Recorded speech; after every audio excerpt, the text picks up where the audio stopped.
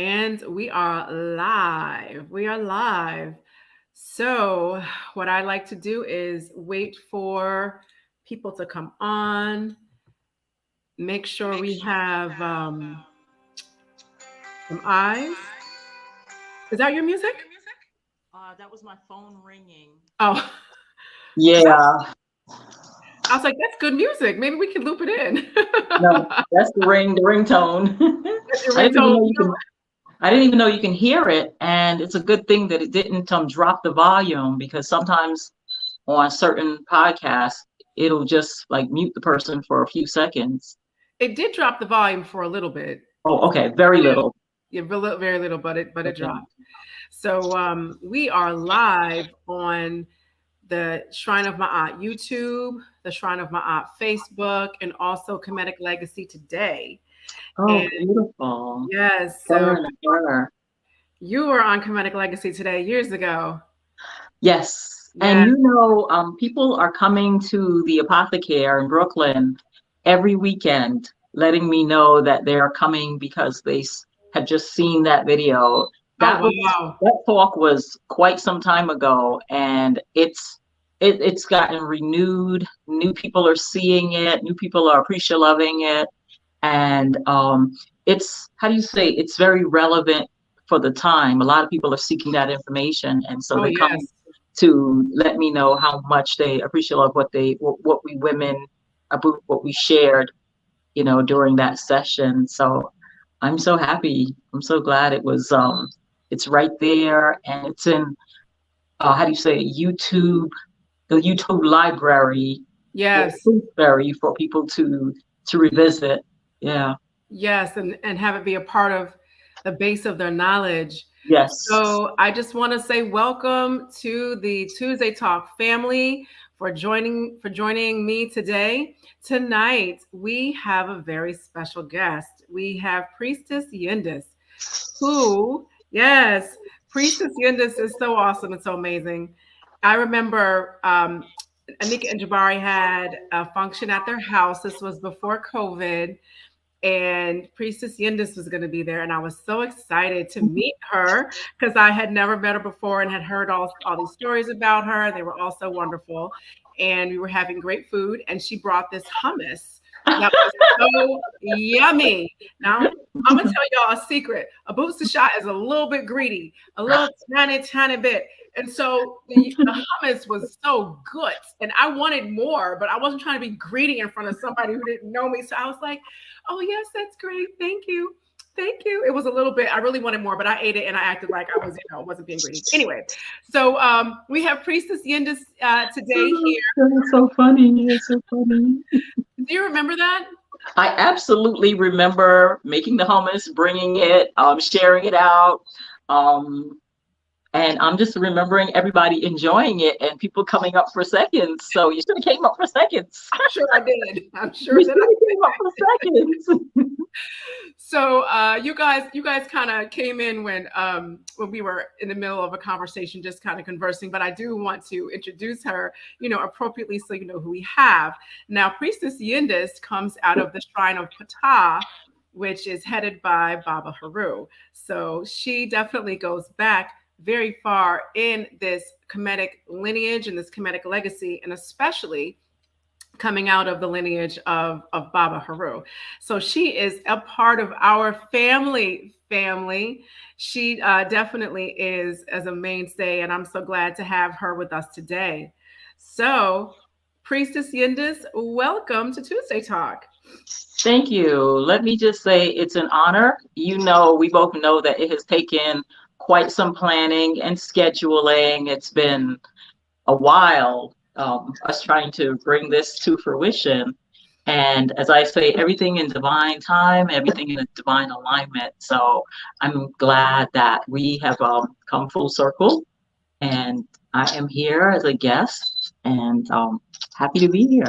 Thank you Yes. so much for that beautiful introduction. Oh, thank you. Yes, it's definitely fun and easy to give that introduction about you and about your walk and things of that nature. So today we're going to be talking about plants and herbs and the power of the plants. But before we dive on in, Priestess, can you give us a little bit of your background? Like, where were you from? How were you raised? What was your first spiritual or religious practice? Okay, well, I was born in Barbados, in the West Indies, and I came to America when I was 10 years old, back in 1976. My father and his family were already here. And in those times, what they would do is the mother, the matriarch, would leave the children with a family member, and they would come to the States and, work and prepare a way and then send for their children, one at a time, two at a time, whatever was possible. So my father was one of my grandmother's children who was in line to be brought to the States with his family, after a certain amount of working and, things like that, getting paperwork and everything done. So my turn, by the time it was my turn, I was 10-year-old girl. So prior to that, we were living in Barbados, and my father and my godfather built the house that we lived in. And my mom was in charge of, the gardening and everything. And we had some land behind the house. And back then you call it a kitchen garden, the first half an acre or so, or however many feet, right outside the kitchen door, around the board or the paling, that surrounds the house. You would grow like food, things that you can easily go out and grab to come in and put in your pot to cook. Your thyme, your carrots, your peas, your beans, your things like that, your seasonings and things. It was just a few feet from the back door. And then beyond that, you had heavier foods. You had your ground provisions. I remember her growing cassava and sweet potatoes. Just other root foods were a little further back. And then further back behind that, they were sugarcane. There was sugarcane back there also. Then we had some fruit bearing trees and things, even further back behind that. So it was quite an adventure. Now in the front yard, she grew, I remember the house being like on three sides, crotons, the croton plants. The croton plants it's like it has a tricolored foliage and a lot of different leaf shapes, foliage shapes. I recently learned and all of this is going to tie together, I recently learned from the elder who taught me about wild plants, and we'll get to that, in a little bit. She came to my apothecary and she said, "Do you know what this plant is about that you have right at your front door of the store?" And I said, "No, but I got a sense that that's where it should be. That's where it should stand, right at the front door, the entrance of my store." And she said, "It's a protective plant." And I said, no wonder. It let me know that it was to be a guardian of the front door of the shop. So that's where it is. So my mom had that bordering our house. Oh. Hedges of crotons, hibiscus plants. I think it was like a croton, a hibiscus, a croton, a hibiscus, a croton, a hibiscus. And then she trimmed them really nice across the top. And that was the beautification. Around the house was very manicured, and my mother did it all herself. And I remember her asking me to bring the water, bring buckets of water, because we didn't have hoses and special watering cans and things like that. So you had buckets, whatever a little child under 10 could carry. So I watched her plant things. I watched her, I guess what it would be now that I was seeing, I saw propagations, although back then I didn't know what propagations were. Right. Cutting a plant, putting it in water, waiting for it to root, and then, planting it, and then having more, multiplying your own plants. So my mother was a pincher of plants. So not necessarily pinching it from her own property. We would go for walks and she might pinch a little bit that was hanging out of somebody's yard, Right. And then she'd bring it home, cut it in a special way, put it in the water, and then grow roots, propagate, multiply that one piece that she pinched. Yeah. That's awesome. So that's the early, and plus inside the home, I really don't remember a lot of plants inside the home when I was growing up because she was doing everything outside. She was Right. really doing the work outside. But then coming to this country and not having her own formal garden, she created that inside the home. And I remember snake plants, spider plants. I mean, like every window, you could barely see out the window. You had to do this to like see out the window. But Uh-huh. the spider plants, the pothos plants, the ivies. She even had crotons inside because she, it was a memory of hers having the crotons around the house. So you needed a lot of sun to grow croton because, it needs a lot of sun. It's a tropical plant and things like that. So I definitely grew up with plants in the home. So it would be pretty strange and a bit uncomfortable to not have some life plants growing around me and for me to be caring for and nurturing plants, as I nurture myself. Oh, yes. That was so visual. I've never been to your childhood home in Barbados, but I feel like I just was, the way that you described it. It's like I can still see it. Yeah, yeah, that was very descriptive. I'm familiar with Croton plants because I had one and it died. Mm, And I didn't know what I kept reading up on it and I tried to find a spot where there was a lot of sun and I just it hurt my feelings when I had to bring it outside and return it back to the earth. And right. where I'm staying now, there's a significant tree line that blocks the sun Uh, just enough so that mhm. it prevented it. I'm thinking right now out loud, just crossed my mind. I have a garden plot where the sun is unobstructed. I could have just brought it up to my garden plot. I didn't even think of that. Yes. Do you mean a an allotment? Yes, it's a space where there's space set aside for members in the community to grow. I used to be a member of one of those. We call them Yeah, allotments. Yeah. Yeah. yeah, Or community gardens. Yeah. yes, basically, yeah, that's the name of it, the community garden. I could have just done that. I didn't think of that. One of the Yeah. things that I know about living in the United States, especially in the Northeast, Mhm. my mom's home is in Connecticut. I live in New York City. Well, I've lived in New York City and Connecticut, like kind of back and forth. Right. These places are cold. They're Hmm. definitely not tropical, but more to the point, there isn't the same, I would say, culture of growing plants inside your home for purifying the air, for growing food, for understanding the protective plants and just for beautification. People might have plants here and there to clear the air, but the knowledge base kind of stops at that, and then you go to Google, and there's and this is by design that the knowledge that our ancestors had, you know, has been broken intentionally so that we have to turn to outside sources to regain kind of or to remember some of the information that we knew about plants as well. Mhm. Now, you had mentioned that you said an elder or someone who had taught you about plants. Was that in Right. Barbados or was that here in the States? This is here. This is over the last decade or so. Okay. And my beloved mentor's name is Mama Tyoma Allison. She's very, very well known in New York City. Yeah, she's a very, how do you say, I would say famous. She would just crack up. But she's a renowned doula. She's delivered just about all the babies in the cultural community, Rasta community, just out in East Flatbush, Park Slope.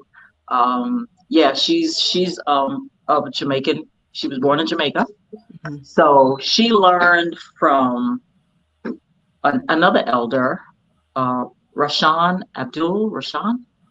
She learned from him.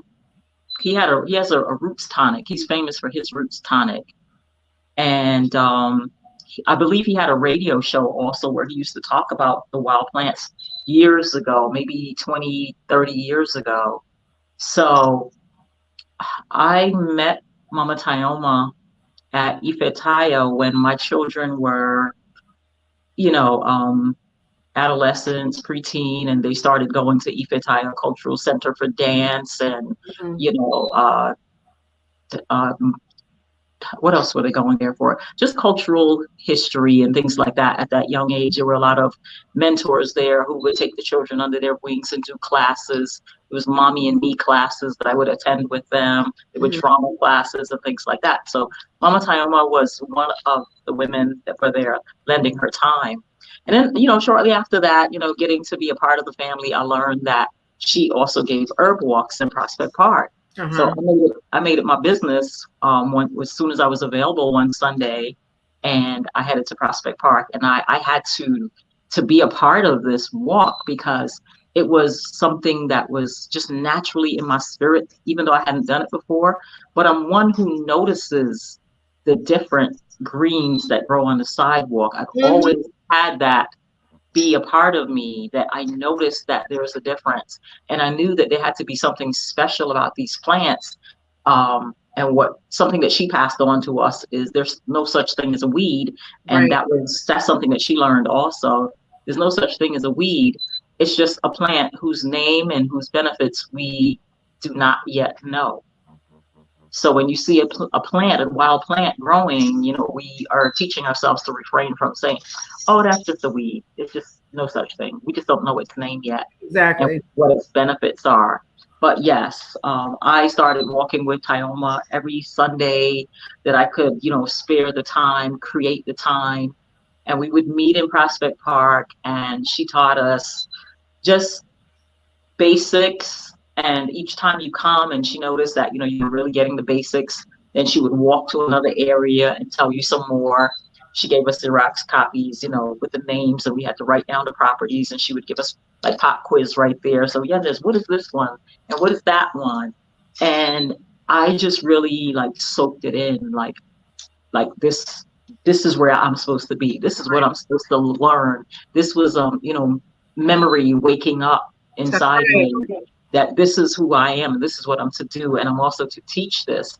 So after some time, I started teaching it because due to, you know, some family business, she had to go back to Jamaica, relocate to Jamaica.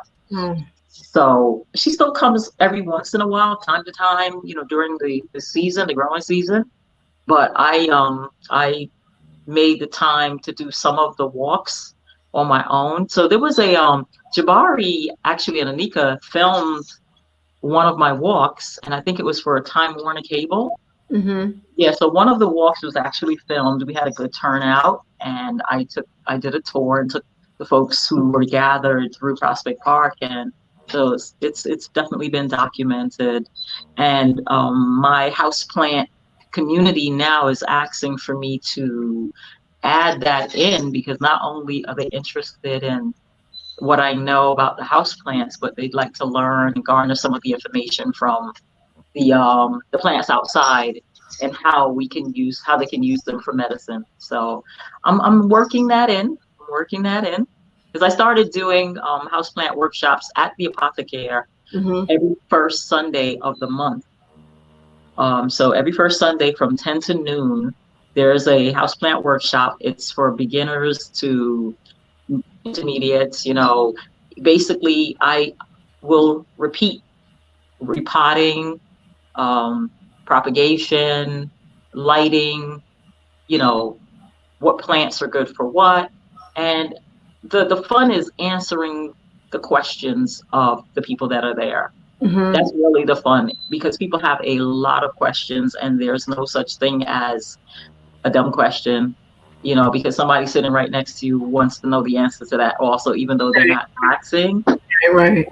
Yeah, they need to know it too. So yeah, yeah. So I will be adding the wild plant walk, because the thing with the wild plants is that Mother Nature sends up certain plants at the beginning of spring to do a certain job, Mm-hmm. because we've been inundating ourselves with heavy foods over the winter, and we've collected a lot more, you know, mucus and taken in more starch and sugar and stuff because of the holidays and, you know, whatnot.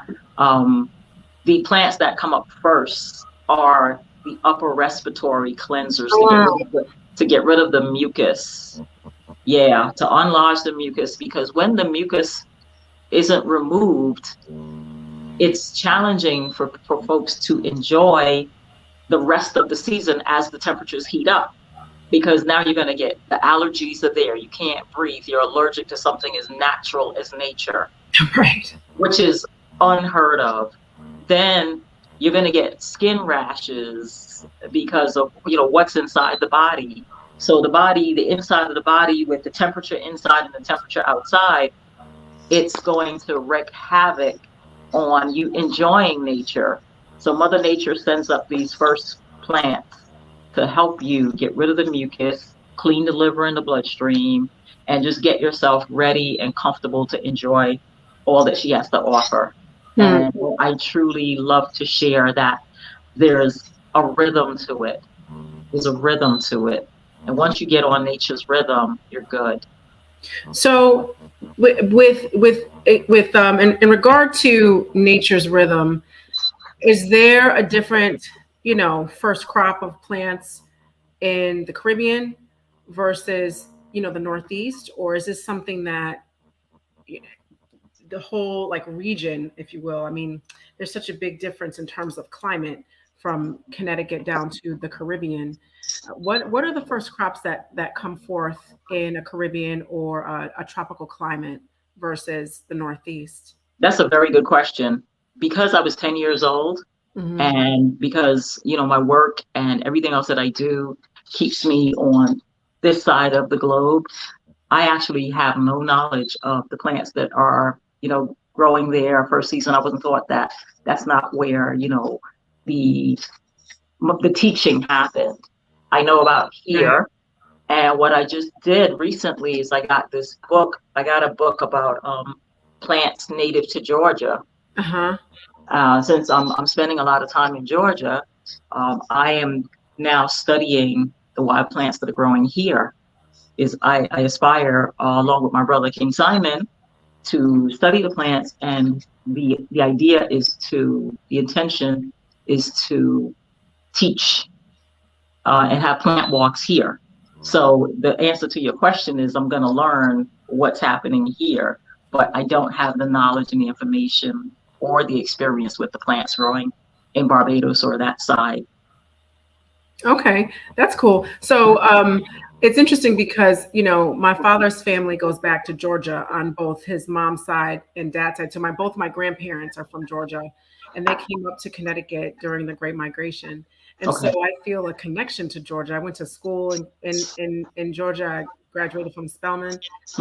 My whole father's family is in Georgia. And that's where a lot of the history and heritage of the women who were the enslaved Africans down there, who knew about, the root women, and who knew about plants and things of that nature. So like learning about the plants in Georgia is something that I want to do very soon. It's on my very short list. Yeah, so that's going to be really interesting. I'm excited about that. As a matter of fact, we start tomorrow. Oh, awesome. With the study. You and King Simon? Yes. Oh, okay, cool. Okay. Yeah. So when are you going to be doing another nature walk in New York? It's in the works. Okay. But it will definitely be. It needs to be before the end of spring. So they should be one in spring and at least one in summer, because the plants look completely different from season to season, from early spring to mid-spring to late spring to early summer and even early autumn. The plants look completely different. They're doing something completely different as far as flowering, seeding, things like that. So I need to catch them. So, the Apothecary happens on weekends. A lot of things happen on weekends. Tompkins Avenue is getting ready to just pop off.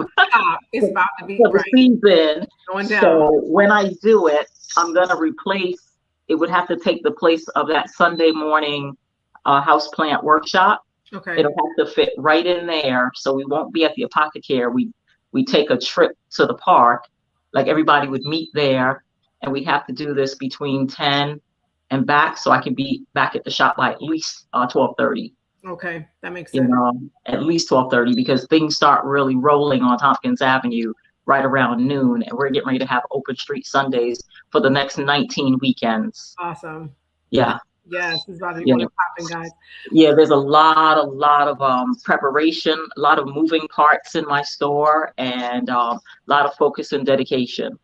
Okay, that's You cool. know, so I'm balancing it out. I'm working on balancing it out. Uh, everything in my art. Yes. Everything in my eye. Yes, yes, yes. So how was Kemetic spirituality or African spirituality introduced to you, and how does that like partner with, or how is that manifested in your knowledge of plants and herbs?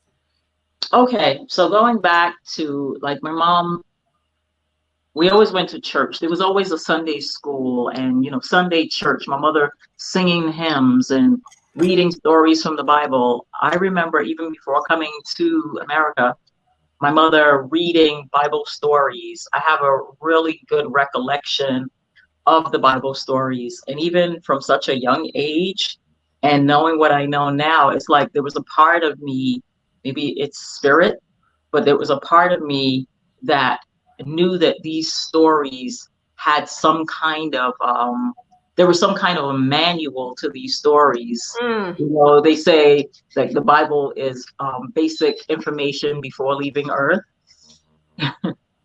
So it was like it was some kind of a manual. I don't exactly know how, but the stories were morals and mantras and mottos and Oh, things like okay. that. Just the little stories.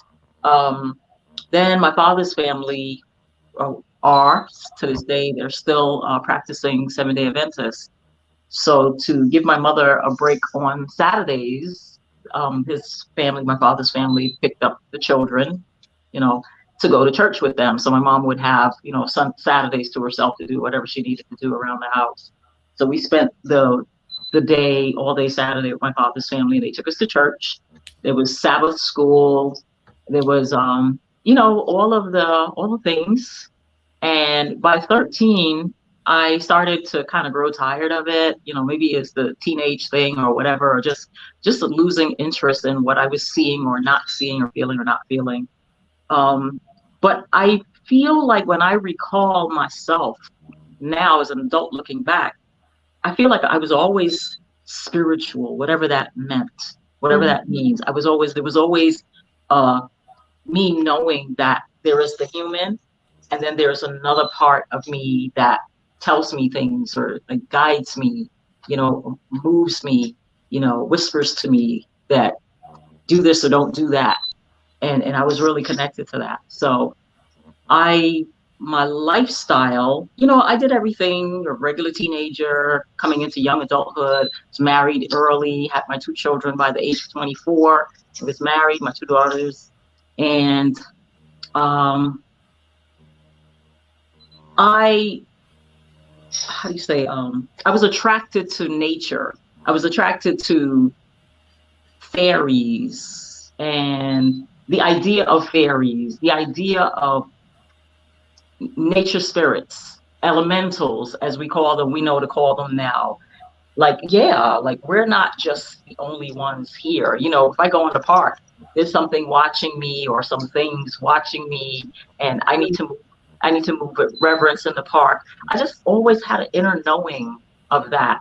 So it was the move away from the collective of church, being in the house and, praying and in the Bible, but you could do that outside. Like there was a church outside, out Mhm. in nature. There was a stillness there, and all the elements or all the angels or, all the spirits were out in nature. And I started to feel a oneness with that. And I would want to bring home things from nature to have them inside my house. It's like when people come to my store, they really buy things because of the conversation they had with me or because of the energy they feel in the space, you know. So it's kind of the same thing out in nature. I want to bring home sticks and I want to bring home rocks and I want to bring home, things that bring that element into the home. So all around my house, you can always find, besides the hundreds of plants, you can find lots of rocks and shells and, crystals and just things that say like nature I live with nature. Right. So now coming into Kemet 101 or into the Kemetic legacy, there was a young man named Revolution who used to, like I was mentoring him. in the natural living and apprenticing in the work that I was doing with locks. And he met Baba Haru's granddaughter and on the train, and they got to talking, became friends, and she invited him to what Baba Haru was doing at 106 Kingston Avenue and at the Shmai Tawi. So he said to me when he came back, he says, Yendys, you got to come on a Tuesday night. You got to come to this place on Kingston because, you know, these people, they remind me of like what you have going on in your house. Like, you know, it's like that vibe, you know, and I didn't know anything really about what they were doing, but that I understood that if he was inviting me to something, he knew me well enough at that time that if he said I had to see it or I had to kind of come and find out, then I had to. So Right. the next Tuesday night I went, and when I walked in, it was like, oh my goodness. Like, I'm home. That's exactly what I said. I'm home. Really? Yes. I'm home. I'm home. And the way inside the shrine, there was like a cloud motif painted around the room. It was a sky blue, and it had like soft little white areas that may be clouds. I had a wall in my apartment that was painted just like that. Wow. I had that energy vibe already happening at home, you know, and just a natural element. And what I learned there, it like put a name to how I was already living. Right. I got to identify what I was thinking, what I was feeling. There was there was foundation now. I became grounded in something, you know, in the legacy that was probably already mine all along. You know, it's just journeying soulfully until I got to that place. You know? Around what year was that, and how old were you approximately? Let's see. I want to say that was before 9/11, of course. Early to the mid 2000s or like 2001. It was early. So before how old was I? I was early 30s. Yeah, so let's say 20 to 25 years ago. Okay. Let me see. Yeah. It's been 23 years. Maybe about 20 years. 20 years. Yeah. But you've been living that life your whole life. You know, yeah, my whole adult life. Yeah. Yeah. When you know that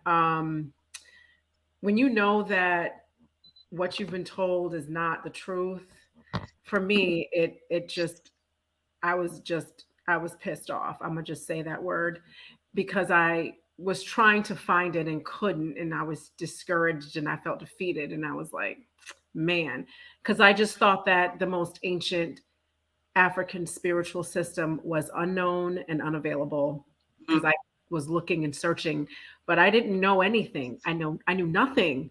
Let me rephrase. What I knew, I didn't know it was spirituality. Know what I was looking at.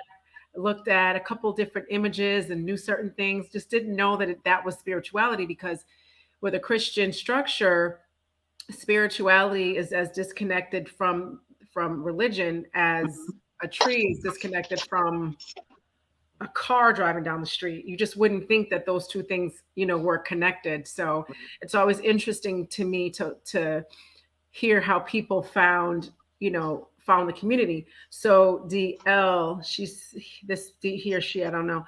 I've been trying to find a kinetic community. Well, you found one. It's right here. So I hear that a lot. And just this past weekend, I shared the information for Shrine of Ma'at with a couple. I believe they said they were visiting from Boston. They actually saw the video, the Comedic Legacy Today conversation, and they actually traveled to come and meet me at the Apothecary. Wow. And so they had a lot of questions. So I said, there's a community happening here. And I went on the website. I pulled up the website, gave them the website. I said, tune in on Facebook, get up to Harlem, go check it out. Yeah, that's true. So DL also asked which states it's in. It's centered in headquartered in Harlem, New York City, but we air live. We reach people all over the world. We've got initiates and members in different countries, different time zones here in the States. Not every state, lots of states. Every time zone, yes, not every state. So this is what it is until we have a better understanding of COVID, in terms of when we would open up the shrine or anything in person.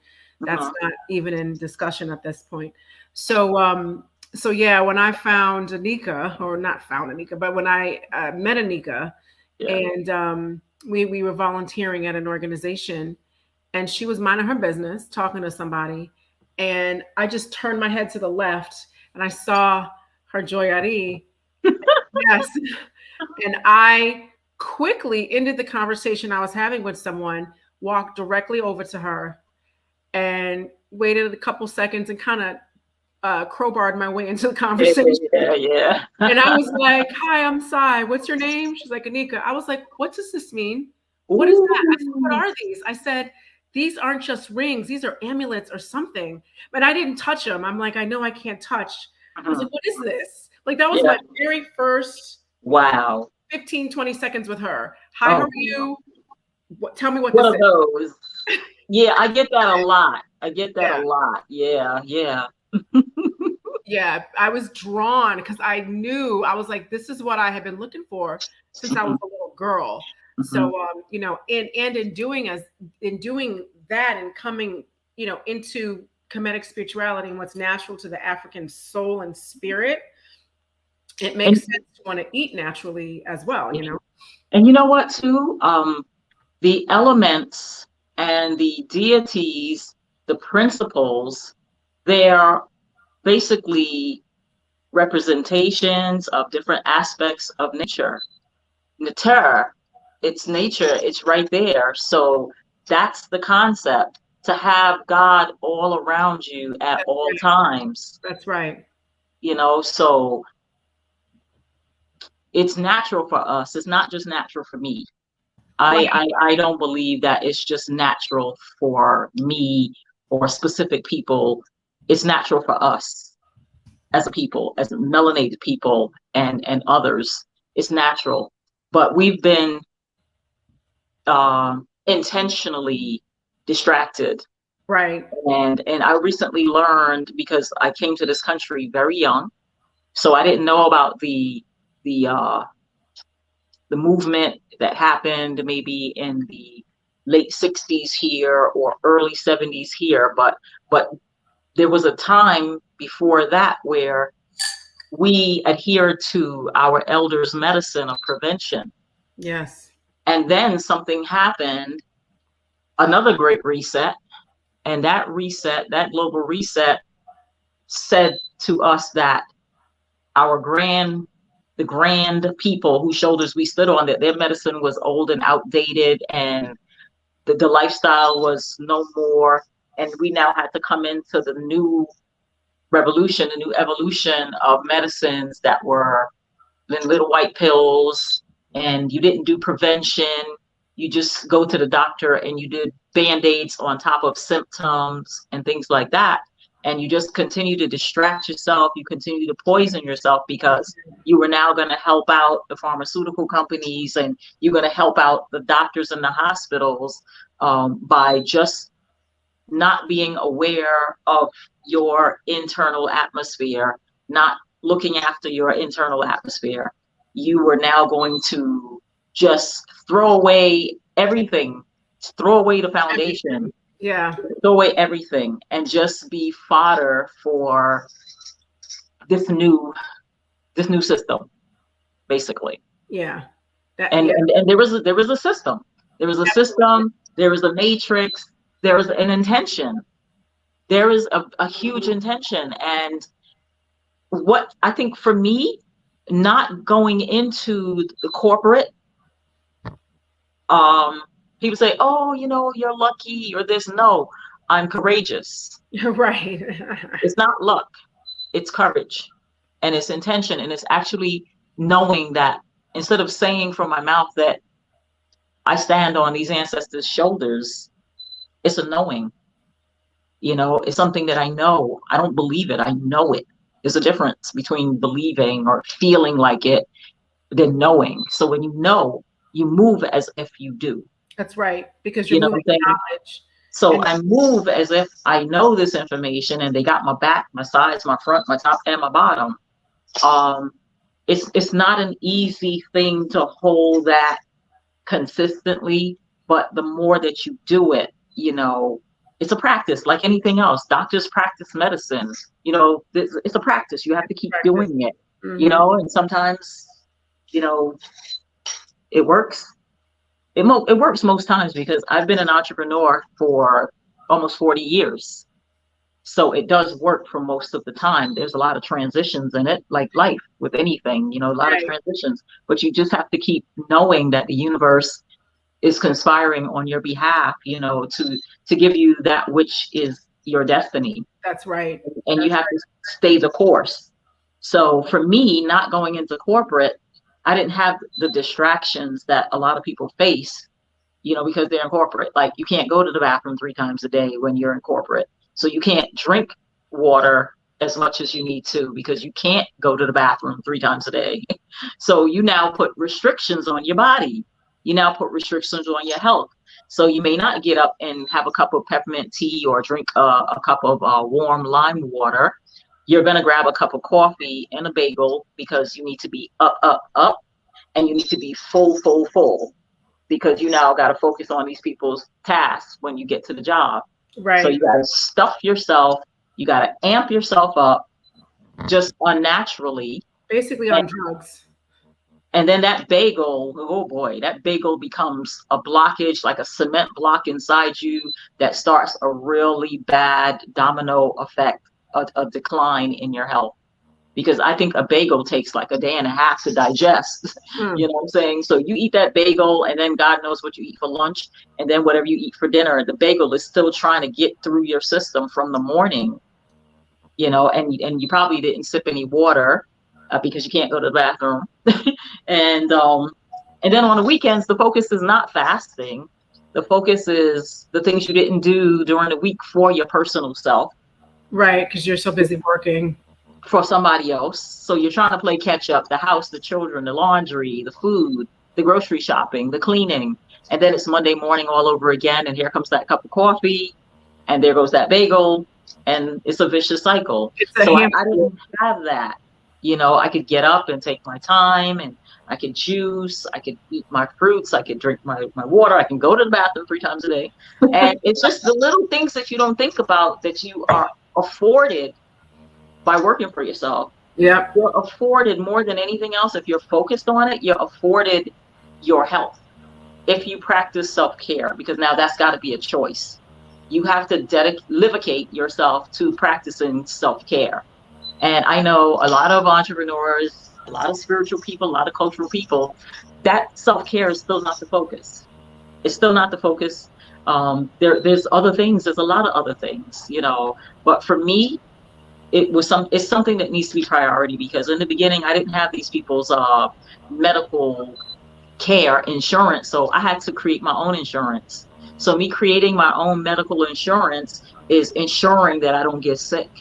Right. Ensuring that I build my immune system, because medical insurance, for me, it's like car insurance. It's like, what is that really? That's not prevention. It's not prevention. It's not prevention. Like, what is that? So I don't wish to lose time from work. I don't wish to feel terrible. I don't wish any of that stuff on myself. So it's prevention. Prevention has to be the key. It's interesting that you mentioned prevention. And you had mentioned earlier about the plants that spring forth first to clear the mucus. Can you share so are you 100% plant-based with your eating? Are you plant-based completely? Because you were just giving kind of some of the part of the routine that you have, and I'm assuming in the morning with the well, no, I've learned that I didn't have to be. I don't do like heavy meats like beef and pork and chicken and oxtails and cowtails and things like that. No, I don't do that. Every once in a while there's wild salmon, you know, and foods like that, fish in the fish department. Um, because I learned that emotionally and also being connected to the Caribbean and summer seasons and things like that, like I don't want cold salad in my body in the dead of winter. So it's got to be sauteed, something warm that warms me up. Right. In the beginning, when you're thinking with the group and you're cleaning up because you've been doing something completely different and not so good for your body, period, then you do the group think so that you get your body honed in and cleansed. You do the cold salads, you do the fasting, you do the cold juices, you do all of that with the group. But when you are clear and you're standing on your own 2 feet and you move away, because you're not always going to be with the group. You're going to have to now listen to your own body and see, what does my body need, and in which season, what's best for me. And that's something that people have to really, really trust. You know, you're not always going to ask Google. You're not always going to ask this next person, or you have to hear it. You have to feel it and sense it. You have to know it for yourself. That's right. What you need. So this is what I learned, you know, sometime after, like, you know, my body needs certain things at certain times. And it really hit me when I went into mourning for my mom, when my mother transitioned, God rest her spirit.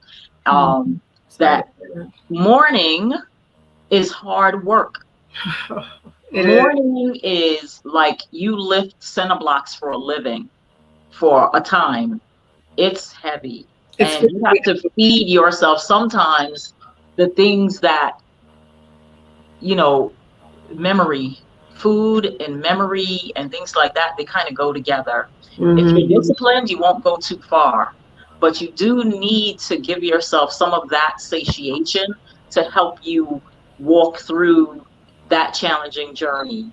You do need to give yourself something to help you, because you could find yourself under the bed trying to pull yourself up, and the very things that you're pushing away from you is the very thing that you need in that moment, just in that moment, not to get back in and get on the roller coaster ride of being, you know, eating like that, or, you know, drinking, whatever. But in that moment, you have to know when you need something to give it to yourself. That's true. You can always detox because you know how to detox. If you put something in, you know that that's not part of the practice, but it made you feel better, you can always detox. Because what I've learned from my elders also is, if you want something and you pining away for it and you don't give it to yourself, you're going to build up probably more acid and acid response than if you actually went ahead and ate the thing, ate the Snicker or ate the Kit Kat and then cleansed yourself. Right. But or the cookie. The wanting is going to churn so much acid. You might as well just give your thing, forgive yourself, cleanse, do your bitters, and then move on to the next, you know, and not be so attached to it. Yeah. You know, People are hard on themselves. People are too hard on themselves, I find. I agree. And I think sometimes in our community, the expectation of like perfection is something that people feel they have to aspire to. That's just not realistic.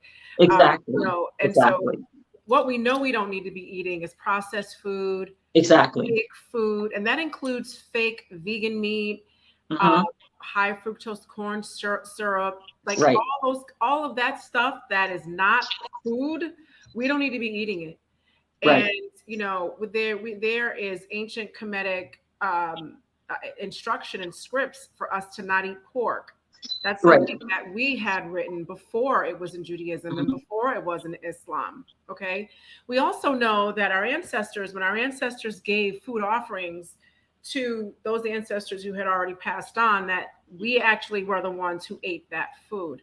So you can see offerings of meat that were given to ancestors, which was then eaten by the person who gave the offering to the ancestor.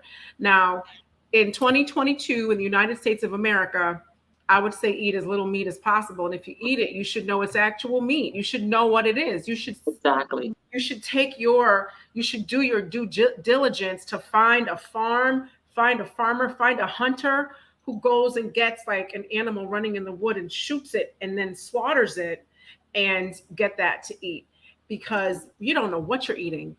at the grocery True. store. And that's True. just a fact. So Yeah. yes, we can do it, but do it sparingly and do it from a source of knowledge. Now, Right. for me, I'm allergic to seafood. Mhm. So I like people when I ask, I had a friend, he played professional sports and he's had access to the best of the best nutrition. He's a pescatarian. Mhm. Mhm. I can't be a pescatarian. If I could eat seafood, y'all, I'll be up in the ocean diving. I'll be doing like this, grabbing my food, be like, there go Boosie Uh-huh. getting her food again. And I would be like, you right, I would, because I know this is a real fish because I grabbed it out the ocean. But anyway, Right. Right. pointing. And, you know, for me, coming up as a 7-day Adventist, Mhm, that was one thing I actually took with me is mhm. the eating, you know, the eating of the pork. I do remember having a period of time when I was married that, yes, we had bacon, which I didn't really like that much. We had, what is it, pork chops and, you know, the other pig things. And, but that's not, you know, that's not a thing. Once I was on a train many, many, many years ago on the D train, and Arasta was giving out some Xerox copies, and the title of it, it says 101 Reasons to Be a Vegetarian. And by the time I got to like 5 or 10, mentally, I was a vegetarian because it really was breaking down like what you were saying about the foods, the meats, you know, how meats are prepared, processed, this and that. So I didn't have to read the whole 101. Right. Mentally, for me, like it makes sense and it's truth and there's some facts and it's like maybe I was looking for a reason to not eat meat because I didn't really like it in the first place. I was that child that was the last one sitting at the kitchen table when everybody got up because I was picking at chicken wings with a fork. I didn't pick it up and put it in my mouth. I would never let chicken skin touch my lips. So I would take the fork and the knife and I'd be breaking open the chicken wing to Right. get the meat off. And my mother would be like, what are you doing? You're not going to get up from this table until you finish that plate. You know, you have to finish all your food. Right. Right. I think I got spankings for not eating for a lot. Then the red meat and the little thing that used to be in the stew, the little slimy things in between the meat membranes and stuff. I wasn't eating membranes. You're like, I ain't doing that. I'm Like, not doing that. So I'm yeah, not I got in eating membranes. trouble, the oxtails and, you know, so I was looking for a reason to not eat that stuff. So he was right there with that pamphlet, 101 Reasons to Be Vegetarian. So it's like, yep, that's it right there. You're like, thank you. See, everything That's was it. divine timing. Yep. So one of the focuses that we have for Tuesday Talk is to have something practical at the throughout the Tuesday Talk and at the end. So just generally from today and speaking with Yendys and also when we had Yasir on here, who is a vegan, he's been vegan for over 40 years. Mhm. Rising in the morning, having some water, having some lime water, some Yeah. juice, a fruit smoothie, and then you ease into your Mhm. food as opposed to something heavy and something immediate. I Mhm. remember hearing Rachel Ray say the first 30 minutes you should have 30 grams of protein. And I said to myself, that's what you shouldn't do. I was like, who are you? You're not a doctor. You're not like a healthcare professional. You're not even healthy. Mhm. So how are you telling me what to do with my body? That's when I knew for sure, that what you hear on TV, you should do the exact opposite. I was like, I ain't doing that. And so, you find easier ways to kind of ease into the day. The other thing I'd like to ask is, what is the difference between an herb and a plant? And how do you know like the medicinal benefits for plants? Okay. Okay. Let's see if I can unpack that for you. I would say that for the most part, herbs are aromatic. Oh, So okay. you can identify them by smell. And if you touch them and rub for the oils on their leaves and you smell, it's like, yeah, there's going to be a smell. Lavender, peppermint, basil, oregano, like a lot of things that you can name, a lot of herbs, a lot, not all of them. Now Mhm. that I'm thinking about some things, a lot of them are aromatic. Now, what are we calling plants? Are we talking about house plants? We're talking about flowering plants. House plants aren't necessarily herbs. You can plant herbs in your home and call them house plants if you have east facing, west facing, and south facing windows, so that they can get 4 to 6 hours of sunlight a day. They can, for the most part, survive. But once they hit the bottom of that plant pot, you're going to notice a demise, because they no longer can get the nutrients that they need, as if they were planted outside and they were able to go past the bottom of that plant pot and go into the earth. Right. Where the worms are turning over the earth, where there's other plants have given their lives as compost, so that there's vitamins and minerals for that herb. So it's going to thrive more, it's going to multiply, it's going to maybe spread. But in a plant pot, you probably have 6 weeks to 8 weeks, depending on the size of your pot. And then you harvest it, you make some peppermint tea, you put your lavender in your oil, you diffuse. But houseplants, based on the size of their leaves or the plentifulness of their leaves, that's where you get this plant is good for cleaning the air, because the broadness of its leaves, or the multitude of leaves that it has, it can clean the air better than a plant that doesn't have a lot of leaves, that doesn't have broad leaves. You know what I mean? So it's like a filter. It can filter into the leaves, and you should make it a practice of taking a soft rag and wiping your leaves off, maybe once a week, every 2 weeks, so that the dust particles are removed from, and it can continue to purify the air for you. Just don't let it collect, because that could be a reason why a plant would not last long either, because now it can't breathe. It's helping you breathe, and now it can't breathe. I heard something this morning where a friend of mine was on a podcast, and he was saying how the way we are trained now these days, you see your plant dying, and instead of watering it or tuning into the plant, there are plant apps. You take a picture of the dying plant, and you go to your plant app to try to figure out what's wrong with the plant. It's like you are the plant app. Right. Tune into the plant. You're right here. What did our elders do? The ones before us, they didn't have a plant app. They tuned into the plant. They listened, they looked, they picked it up out of the pot. They looked at the roots. Did we see fungus? Did we see decay? We dissected, we used our minds. We used feeling, in our eyes to look and see what was wrong with the plant. Maybe the soil doesn't have any more nutrients. Maybe there's some fungus in there. Shake the soil off. Wash the roots off of, wash the soil off the roots, let it dry out, then repot it again, and some new soil, get a better quality of soil, and replant it, maybe move it from where it used to be. Something I learned too, plants don't always like to be where you put them next to another plant. Sometimes they just don't get along like people. Everything has a vibe, They're sentient beings. They feel, they sense. And how I noticed that is because I brought in I paid money for this plant. I paid some serious money for a plant. And I brought it in and I put it next to some other plants. Within a few days, every morning I came out to look at that plant, it dropped 10 leaves. Okay.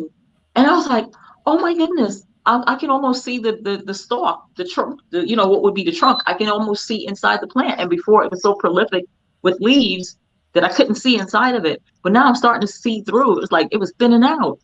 I was like, what's going on? What's going on?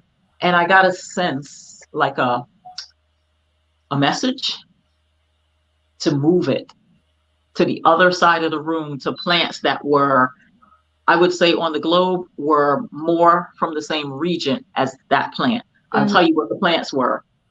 The plant I brought in that was now dropping leaves was an old jade plant. Very well established, healthy jade plant. I put it next to some other random plants. it wanted to be next to the money tree, which is also from about the same region, jade, money trees, Orient, Chinese money tree, Chinese jade plant, stuff like that. It wanted to be over there, not over here. So when I figured it out, when I really listened and moved it, it stopped dropping leaves. And it started to sprout new leaves. Yeah, in the place of the ones that fell off. So it's a thing. It's definitely a thing. I had some plants. All my plants were flourishing, doing well. I bought a plant and the leaves were falling. And I'm like, oh, I don't know what to do. And I watered it. I was like, oh, my goodness. And these were big, beautiful leaves falling. And I moved it to the other side and it just stopped. The leaves stopped falling. And the plant is in good shape. And I was like, I am not moving this plant. This plant is in space by itself in the corner. Don't be bothered with nobody else. Okay, I got you. I speak to all my plants and I show them love and I put them where you're supposed to be. Yeah. So I have a book suggestion. Okay, yeah. For our wonderful audience, I would check out. I started reading the book last year, Secret Life of Plants. Have you heard of it? I'm not sure. Do you know who the author is? The Secret Life of Plants. No, you can easily find it. It's on Amazon. That's where I got it from. And the first chapter of the book deals with this detective who had I guess he just started working with a polygraph machine. That's the one to check to see if somebody's lying or not, checking heart rates and stuff like that to see how it moves when they ask questions, how they respond. So his secretary had a big Monstera plant in the office. So it was the secretary, the Monstera plant, and the man in the same office, the detective. So he hooked her up to the polygraph machine. He was testing it out, getting to work with this new machine. And he asked her a couple of questions, some that, and she could tell a lie and he could see, and she could tell the truth and he'd see how it worked. So it was like, okay, got bored working with her. And then it was like, if people came in the office, like people he knew, he did it just for fun. So one day he was just kind of sitting there rocking back and forth in his chair. He's like, there was the plant. And he's like, I wonder what kind of reading I could get from this plant. So he hooked it up, the probes and stuff to wherever he could hook it on the plant. And nothing happened. So he was like, And he's thinking. He's not talking because it's just a plant. He's just thinking. So he thought to himself, what if I were to cut a leaf off? So he went out to go get some scissors. And when he came back, there was serious movement. Had registered on a machine because he thought, what if I cut the plant? Let me go get some scissors. So when he saw that, he said, let me try this again. Like, is this plant really responding to my thoughts and my actions? So then he thought, I wonder what would happen if I burn a leaf. And he's like, this plant is tuned in. So this was recorded and more research has been done and There's more in the book. I don't want to give away too much. Okay. But we know that plants are sentient beings. We know that the music you're playing in your home, the conversations you're having in your home, the people that you let in your home, all of this is a direct relationship. It's not just the soil. It's not just your watering habits. It's not just whatever it is that you think that you might be doing wrong. It could be what's going on in your environment, the energy in your space. It could be the energy in you. You know what I'm saying? I know that what I touch grows, period. I've come to learn that and come to trust and know that. So you remember they say, don't let everybody touch your hair. Yes. Well, for years, people told me they don't let anybody touch their hair except me, or nobody's touched my hair except you. There's certain hands that were just designated to touch hair, to touch things that grow. And there are other hands that if they touch things, it doesn't grow, doesn't thrive. So maybe some people whose hands or whose energy needs to be corrected, recalibrated, maybe they shouldn't touch plants until they take some time to to detox. adjust their energy. Clean Yeah. up your home before you bring plants in. You just don't want to bring it in because, oh, I saw this account on Instagram and this person had a lot of plants. I'm going to go get a lot of plants. Do you know the name of the plant? Did you Right. research if you have the proper lighting for the plant? Right. Lighting is everything because there's no such thing as a house plant. There is no such thing as a house plant. Plants didn't originate inside the house. They originated outside. They've been cultivated and made and grafted or whatever they do with them to live in the house. So now what I think, what comes to mind for me is, okay, there is such a thing as a canopy out in nature, out in the rainforest. So some plants live outside of the canopy and some plants live under the canopy. Right. So we can call those house plants. The ones inside the canopy. Yes. We call those house plants, but they were still outside. They're still outside. And they were getting something out of the soil that they can't get out of a plant pot. That's true. The plant pot has definite limitations. Yes. It has a bottom. It has a finite bottom and the earth does not. Yes, that's definitely for sure. So that's the difference. That's the difference. So there's a lot of components to consider when we're taking in houseplants, like when you're adopting anything. Because that's what it is. Think of this as an adoption. You're adopting a living sentient being. That's right. Do you have do you have a crib? Do you have food? Do you have, and these things would be lighting. I tell people, they say, oh, what kind of plant can I get that doesn't need a lot of light or needs very little light? And I come back with, how about you go to like Home Depot or Lowe's and invest in plant lights? Right. Plant lights have special bulbs that give off a special kind of light that mimics sunlight. And it helps the plants to photosynthesize and do whatever plants need to do to stay alive. So I've invested in plant lights. I don't need to use them that often because the apartment that I'm in really does have a lot of light. But you have your cloudy days. And just because it's cloudy outside, the plants still kind of need what they need, right, if they're living inside of an apartment. So I do suggest that people invest in plant lights. If you know you have very little light, you don't just want plants that don't need light, because the life of that plant is not going to be very long. Right. Out. Living things need light.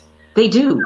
They do. Yeah. They need consideration. They need consideration and intention. What is your intention for the life of this plant? That's right. Yeah. That's right. You know, I'm not getting any more plants until I get more windows. I have more space for my plants to grow, because the tree line is obstructed. I'm sorry, the sun is obstructed by the tree line. And all my windows have a plant and a light source, and they're thriving. And I want to get more plants, but I just can't until I move into a bigger, more well-lit space. Gotcha. So I wanted to ask you this question.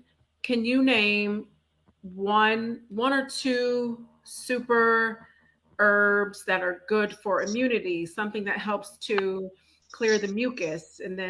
And so that's one question. And then another question is a good herb for women and a good herb for men. Okay. For men, I can hear Dr. Africa, rest his spirit. I can hear him saying this, saw palmetto. Oh, saw palmetto. Yeah. For men. Big time. Dr. Africa always recommended that. For women, definitely, red clover, always. That's always a go-to. That should always be in the medicine cabinet. Although it's not necessarily an herb, it's a fruit, but I'll throw it out there anyway because women need it. for like the uterine, this just to keep the uterine balanced. Cranberry, pure cranberry, juice, or eating cranberries, things like that. That's really good for women. It's very nurturing for women's uterine. Herba ursi, it's another herb, although it's a Chinese herb. Herba ursi. Herba ursi. Okay. Yeah, that one popped into mind. Now, as far as so we're talking about the ones that are growing outside. To have around us, definitely. You can grow ginger.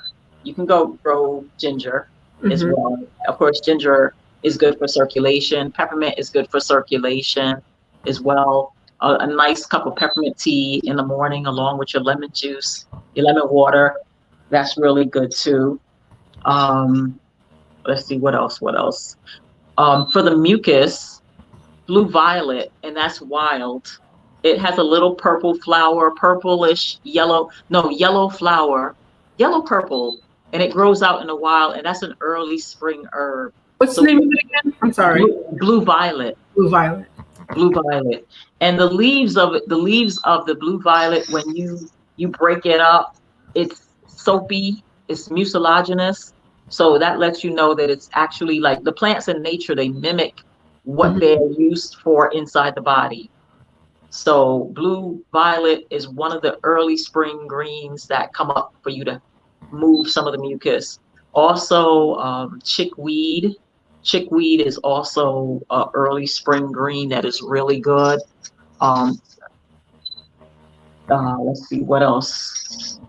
Chickweed is an early spring green for what? For mucus as well. Okay. Yeah, for mucus as well, and vitamins. A lot of the essential vitamins to get the body, revving up and active again. What else? I'm looking around. I'm thinking as if I'm walking through nature, and I'm looking at the ground to see what's there. It's coming up. Yeah, common plantain is another good one. Common plantain.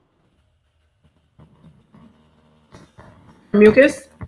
It's for mucus. It's for eyes. I'm noticing a lot of people dealing with cataract situations. So it's a lot of calcification, whether it started as mucus and it hardened in the eye area. So common plantain is also a good one.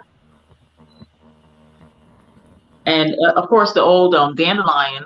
Dandelion is good for blood cleansing, which when you clean the blood and you clean the liver, you actually help the rest of the organs to do what they need to do. You see, the thing is not to wait until you are sick to go find all these amazing, right, power hitting herbs.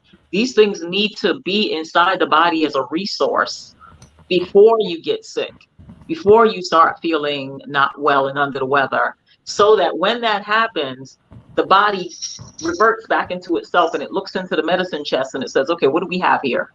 What do we have to go and work on the liver, work on the mucus? What do we have?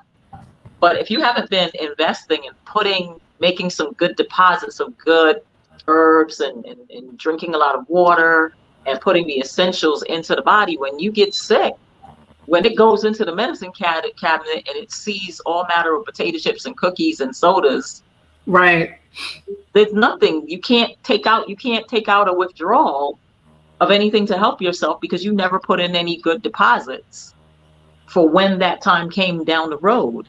You didn't invest in yourself. So I advise people to, however young you are, like mid-20s, late 20s, early 30s, it's time to start investing in your health by storing things into your body's medicine chest now, so that when you hit your 50s and the body starts looking for some withdrawals, you got some good stuff in there to help with your knees, to help with your joints, to help with the cataracts, to help with everything that will come down the pike because of the aging process. That's right. What about moringa? And what is your question about moringa? Oh, what are the benefits of moringa? Is moringa good to consume? I have never used moringa. I'm pretty sure that it's really good. I've heard reports, I've heard testimonies. I'm very sure. I don't take everything that everybody says is good for this and good for that. Right. It's too much. You be doing it all day. I follow my spirit. And if I'm already doing something that's good and I'm comfortable with it, I don't get led away to go try something else. You know, it's working. I'm good. I see the results. I don't just go trying everything. I don't do that.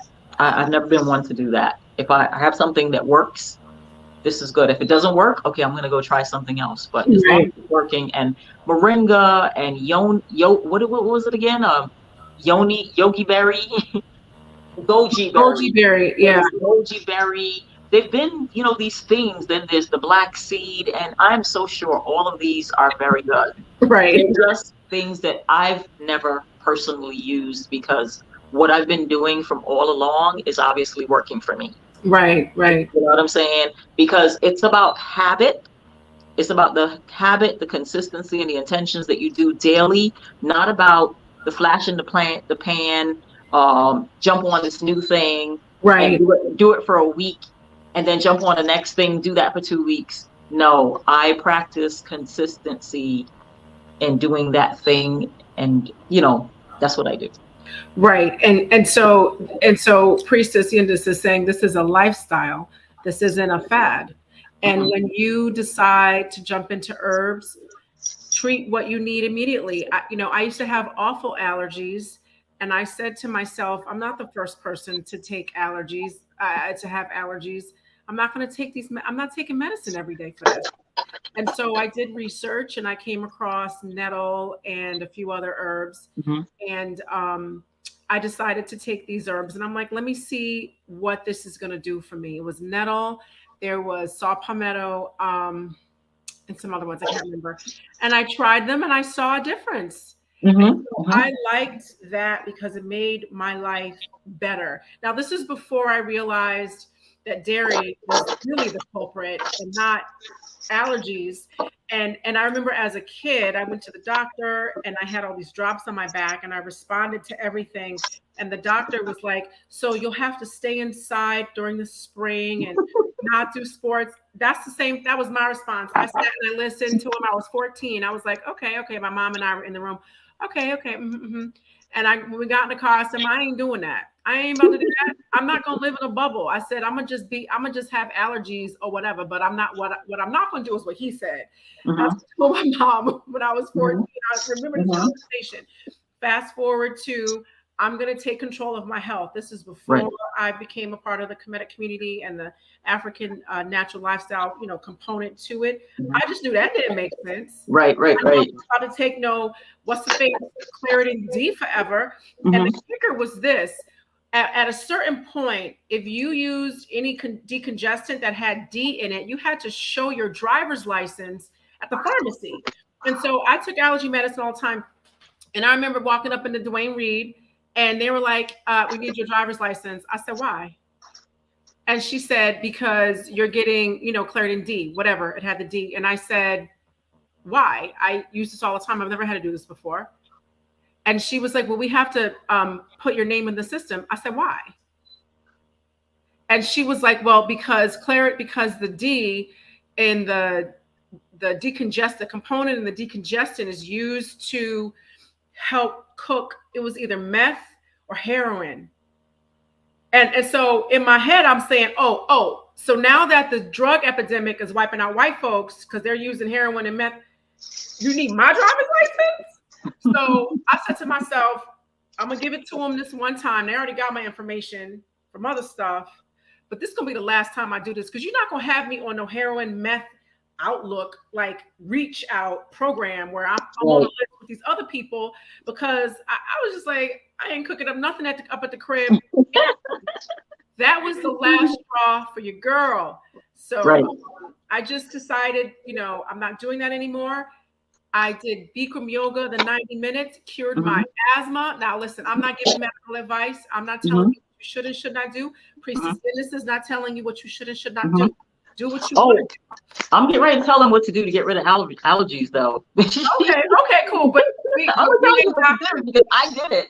okay. And it'll work. I've done it for a lot of other people as well. You have to detox your body, your organs. You have to get colonics. You have to clean down your organs. I used to be allergic to nature because of the old foods. I was allergic to whenever, when spring came, the hay fever. I was going outside with a mask before a mask was a thing a long time ago, because of the pollen and stuff like that. So I was also allergic to cats, and I'm known to have lived with at least 4 cats in my home less than 10 years ago. I've had cats, but for a while I was allergic to the dander and all this other stuff.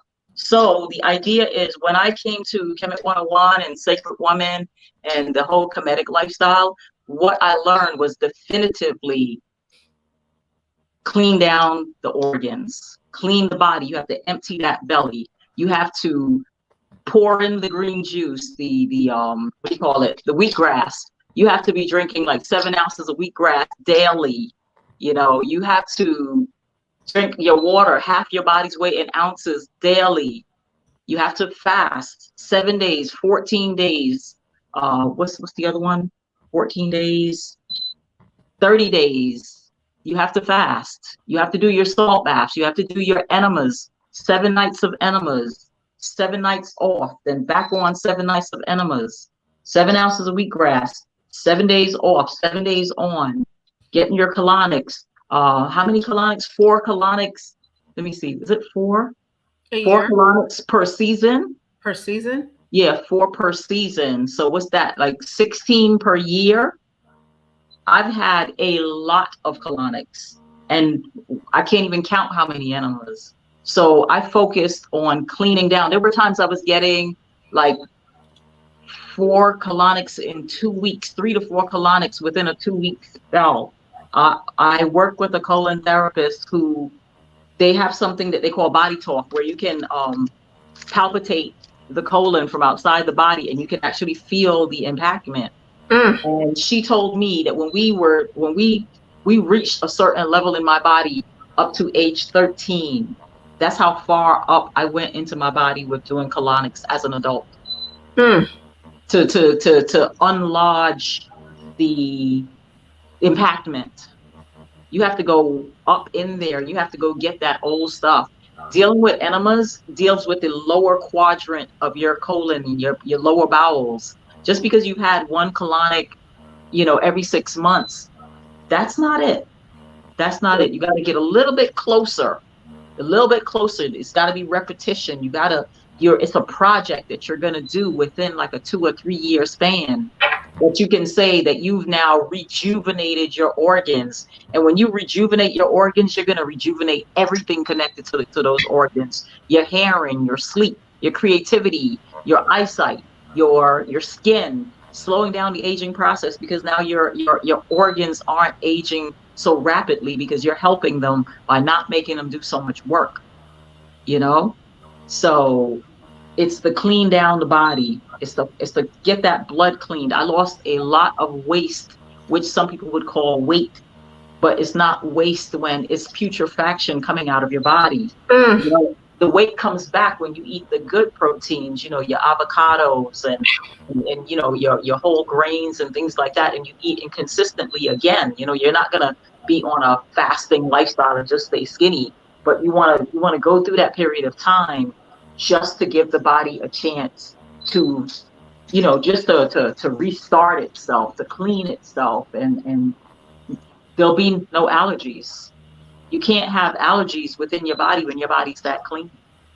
Period. Yeah, period. So that's what I've done. I don't have allergies. I can go out in nature. I can be out there. I can sleep out there.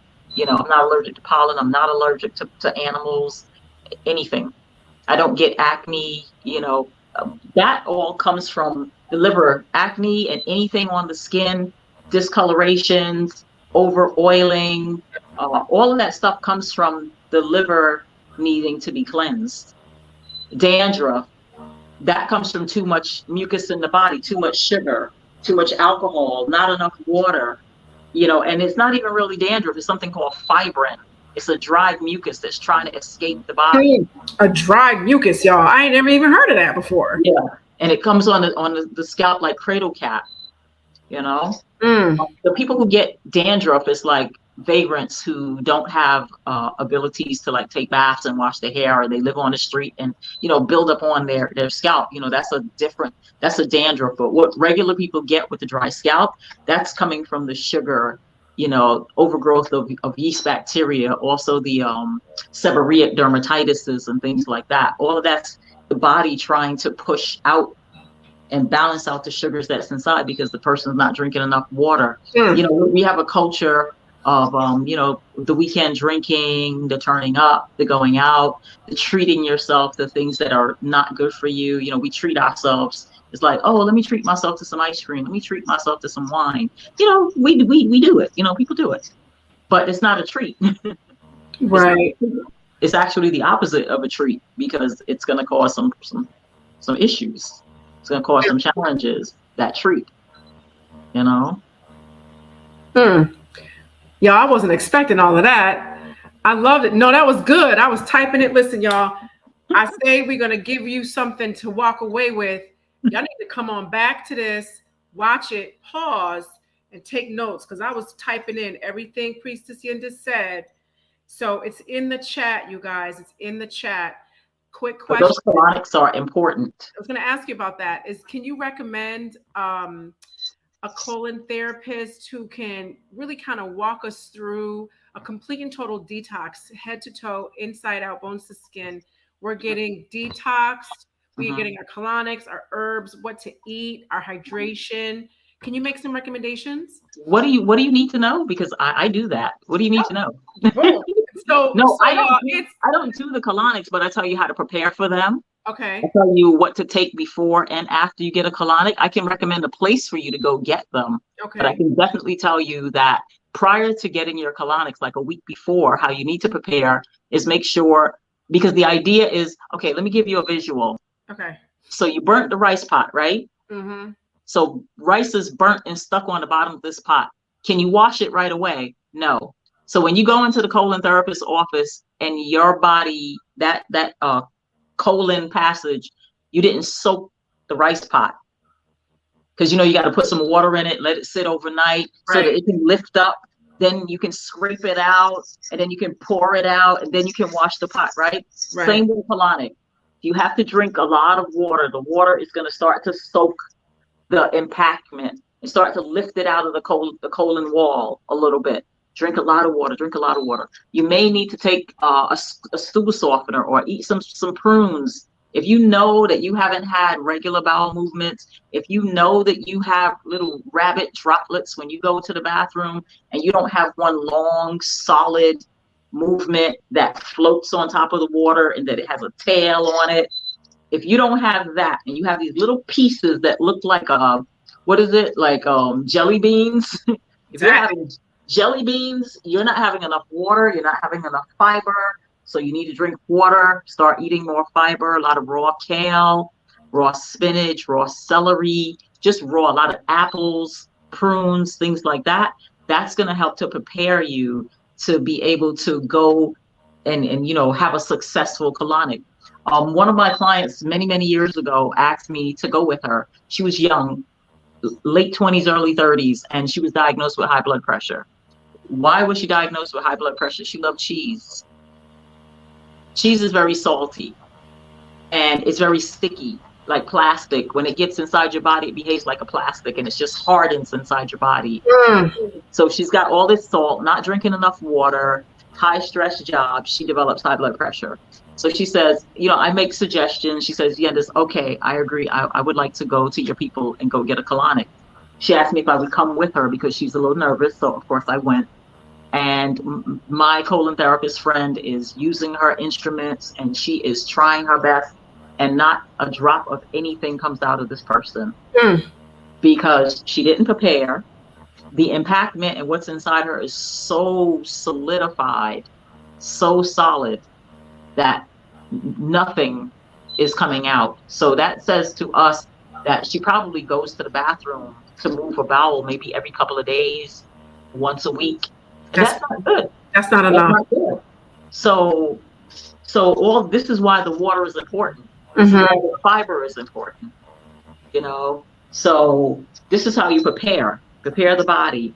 Then when you go, they will insert a tube. They use 35 to 40 gallons of water into the rectum. They open up the tools right in front of you, so nothing is reused. Nothing was used on the person that was before you. You lay on your left side. They lubricate and insert the tube, and it's like a vacuum cleaner hose. And the water's going to go in, and then they're going to reverse the tube, and there's going to be some suction, and your body's naturally, because of the water, your muscles are going to start to work, and the muscles will start to dilate and contract, and just send whatever fecal matter has been loosened up, just send it down through the tubes into the waist area. What happens also is sometimes they'll leave a certain amount of water inside you, help you up, and then you massage to loosen up, and then help you to the restroom. So you can sit on the toilet. When you sit on the toilet, you need to have something about this high, maybe a couple of books or a stool or something about this high, because you need to put your feet up when you sit on the toilet so that gravity works to pull the fecal matter down. If you're just sitting flat-footed in front of the toilet and you're bent over like this, you're cutting off the flow. You're cutting off circulation, and you're not allowing the body, like giving birth, but just giving birth from the back. Right. So like women shouldn't be laying on their backs to push a baby out. They need to squat so gravity works to pull down. So you need to have your knees up so that pressure from gravity helps to pull that fecal matter out of your body. So you don't have to work so hard. When you're bent over like this and pushing, you can create hemorrhoids. You can create all kinds of ruptures that you don't need. Your body will work with gravity and bring it out. So you sit straight back with your knees up on the toilet. And that's how you go. That's the proper way. Mm-hmm. Yeah. After you get your colonics, depending on the facility, they may offer you an acidophilus capsule or pill to take, because when you get a colonic, all of your good flora, it doesn't differentiate. It doesn't do favoritism of we're just going to take out the bad bacteria. That practice takes all the bacteria out. So you must instantly replace the good bacteria. So they may give you something to drink, or they may give you a pill, or you do your research and bring your own. And after you get up off the table and out of the bathroom, you take something and you start replenishing. When you go home, you're not going to go have a burger, a veggie burger. You're not going to have any of that stuff, even though it's healthy and natural and whatever. You might want to have some soup, a light soup. You might want to have a salad and chew properly. Chew your food until it turns into mush, a little bit, closer to liquid. It has more liquid, more saliva in it, enzymes to break down the food to go in. You take your time, and there's no drinking and eating at the same time. Take a bite and then drink and push it down. No, you're going to either drink a half an hour or 45 minutes before you eat, or half an hour or 45 minutes after you eat. This is proper etiquette for having a healthy colon as well. Couple questions before that. Thank you for that in-depth explanation as to what you do before you start what is it? Hydrotherapy. Yes, hydrotherapy. I was trying to combine both words. So thank you for that. Couple things. What, on a general basis, what kind of fruit or whatever, or vegetable like a cucumber, should we add to our water to add in some of the electrolytes, or whatever we might need from our water? Well, lime, especially key limes that have the 7 seeds. When you cut it open, it's the little tiny green lime. Mm-hmm. as much as possible, no fruits that have no seeds, as much as possible. Sometimes you'll get a bag and it's next thing you know, you cut it open and there's no seeds and you're like, oh my gosh, what am I gonna do? And you use it anyway and you bless your food, you pray over it and make it okay. Because it's all about setting intentions and we putting the magic on our food. That's why we pray and we bless it and we say hekau over it. Cucumber. For people dealing with high blood pressure, like I mentioned before, I would cut up garlic in the water. I would also put a few leaves of romaine lettuce in the water and drink that water, like infused water. Garlic, lettuce, cucumber for high blood pressure. For general alkaline purpose, definitely get as much coconut water. Spring and summer is here. You go out, the brother with the truck or the brother at the corner under the tent, cut open that coconut and just put it to your head and get that. If you can get it every day, that's a great way of alkalining the body as well. Drinking alkaline water.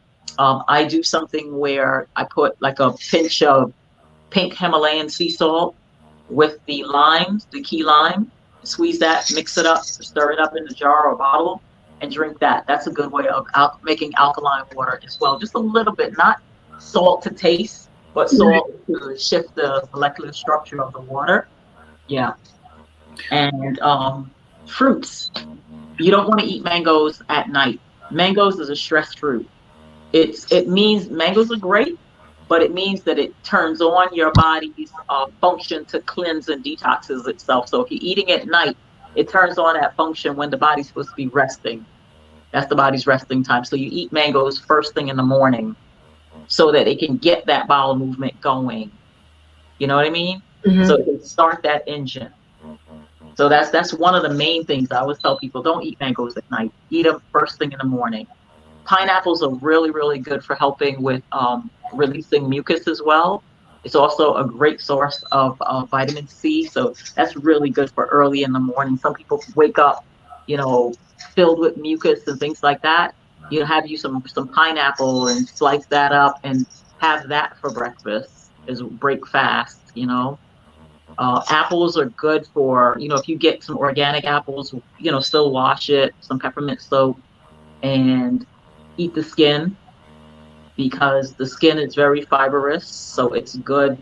The apple pectin helps to clean the bowels, stimulate, it's that roughage that you need inside the colon also to help when you go to get a colonic, that you're loose inside there. You're not hard. The colon therapist doesn't have to work that hard, running water inside you and sweating, and she's working and nothing's coming out because you got cement and something around. I was just ready to say, you got concrete in your colon. Yes, concrete in the colon. And all of that comes from eating and drinking at the same time, not chewing the food properly, just wrong combinations of food. Research what fruits and things should not go together. Like all the berries go together, certain foods you don't put together. Off the top of my head, I just know that like your strawberries, your blueberries, your cranberries, all your berries go together. They don't go with your watermelon and your other stuff because it'll create some major disturbance in your digestive system. So you have to do your research and find out which fruits should you mix and which fruits you shouldn't mix, And another thing that I did, and I have to say to our audience,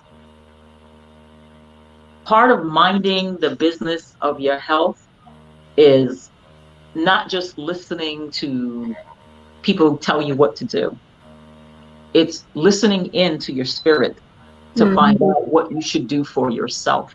Mm-hmm. It's not always going to Google. Also, a lot of us, like myself, studying with Dr. Africa, studying with Baba Heru and Queen of Fuas and the other teachers that I've just studied with, shamans here and there, and we paid money for what we were taught.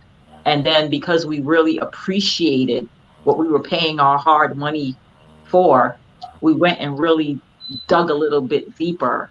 We couldn't go back to the teacher and, ask, what did you say again? I mean, right. In some instances, but for the most part, you were supposed to have taken copious notes. You're supposed to really tap within, go within. We didn't have the social medias and the distractions and We weren't taking pictures of our food and everything we put in our mouths. We weren't taking pictures of it. I understand that that's the time we're living in, but this time also pulls you outside of yourself. So Mm-hmm. you're not focused on yourself. You're focused on, look what I'm doing. Look what I'm doing. No, no, that's not what it's about. No. Right. No, Right. it's about minding your own business. It's about turning your eyes inside and looking at what's going on inside yourself and do what you have to do for you and do what you do for your family, the people that are depending on you, that Mm-hmm. when they see what you're doing for yourself and they see the results, that they would be inspired to do it also, not the world, not the world, you Right. know. So I say all of that to say that there's a lot of homework, self-work to be done for each individual, watching. So really take this information that is coming to you so lovingly and so freely, Mm-hmm. on this podcast and practice. Start putting these principles into practice because they came, you know, they're from a long time ago. I've been practicing this way of life consistently, and we are human having a spiritual experience. There's no such thing as the perfection. So you're gonna, just like it rains sometimes. Sometimes it's cloudy. Sometimes it's not a cloud in the sky, and it's a beautiful warm day. Mm-hmm. Those are the days that you feel like, hey, I'm on my game. I'm doing it. I'm doing it, and then it gets cloudy, and you feel like I just don't have it to do it today, and that's got to be okay. Right. That's got to be okay too. And then the next day, you feel like, oh, it's a sunny day again. You get back on. You do it again. You continue to do it. You didn't fail because you didn't do it yesterday. Do it again tomorrow. Do it the next day. It's not about a failure. You know, It's about but being consistent and being making it. consistent, being intentional. It's your lifestyle. It's your life. It's what you do. It's like you bathe every day. Yeah, So. and you surround yourself with those things that are reminders. This Mm-hmm. is another reason why I set up my home the way that I do. So like every little thing that I look at is a reminder for me of the who, what, when, where, and why my Mm-hmm. life, not out in social media. I don't look out there for guidance and motivation. I look around at what I've created for myself. Mm-hmm. And I that's a spend reflection. time cultivating the inner sanctuary. I tell people what you see outside when you come into my surroundings, what you see out there, it's a manifestation of what's in here. Mm-hmm. I just splashed it all around so I could see it. So Right. these physical eyes can see what is in here, what's in here, the thoughts, the creativity, the passion.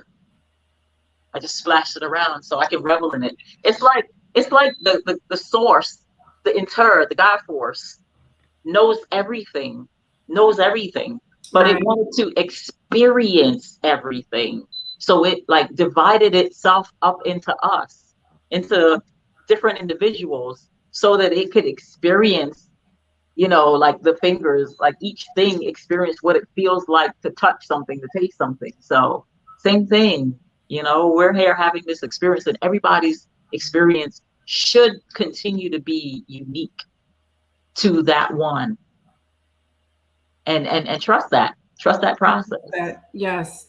Thank you for that, Priestess. And to have a really brief summary of what she's saying, you've got to find what works for you and be consistent and trust yourself. And so much of what we've been told is you cannot, not only should you not trust yourself, but you can't trust yourself. And that is not how you are in control of you. One of the most fundamental principles in Kemetic spirituality and other iterations of African spirituality is you are in control of you. You are responsible for you. And remembering our ancestry, our collective Pan African ancestry, we are in control of ourselves.